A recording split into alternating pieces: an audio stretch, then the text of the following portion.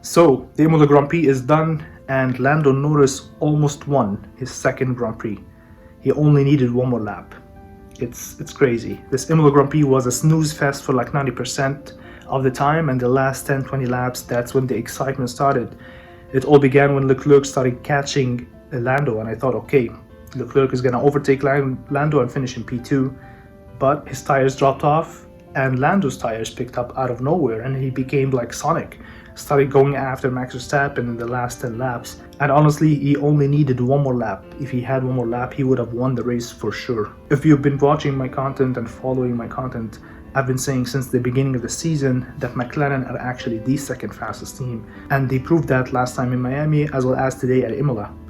The upgrade package that they brought worked perfectly. The car is quick in both quali and race trims. The next few races are actually going to be very exciting. It seems like McLaren are almost on par with Red Bull, and Ferrari is slightly behind, but it's going to be up to the drivers to make the difference. Now it's going to be up to Max, Lando and Leclerc to set up their cars properly, get on top of it pretty quickly, and whoever feels more confident with the machine they're driving, that's the one who's going to finish ahead. Back to the Imola Grand Prix, again, it was a snooze fest for most of the part, but here are the biggest winners and losers from that Grand Prix in my opinion. Starting with the winners, I think of course Lando and McLaren are the biggest winners today, of course, again because they proved yet again that they have a very good car that can compete with Red Bull and compete for race wins. Another winner from that Grand Prix is Yuki Tsunoda. He matured so much and he has become a much better driver.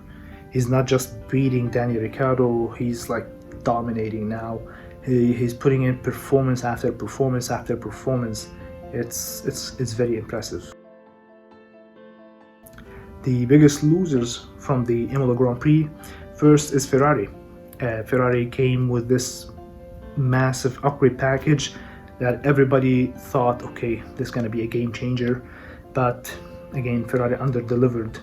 This upgrade package either didn't work properly or Ferrari messed up and they couldn't understand this upgrade package properly, so they couldn't set up the cars properly. And the other loser from this Grand Prix is Sergio Perez.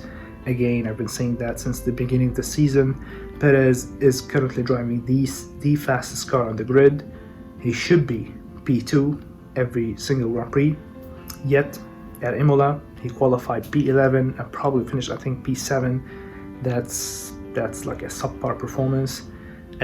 Red Bull need two top drivers at the moment to score as many points as possible because McLaren and Ferrari are closing the gap every single weekend. So Red Bull cannot afford losing points now in the Constructors' Championship. Let me know your thoughts about the Imola Grand Prix. Did you enjoy it? And who do you think was the biggest winner and loser from this Grand Prix? Let me know in the comments below so we can discuss. And as always, thanks for watching and follow for more.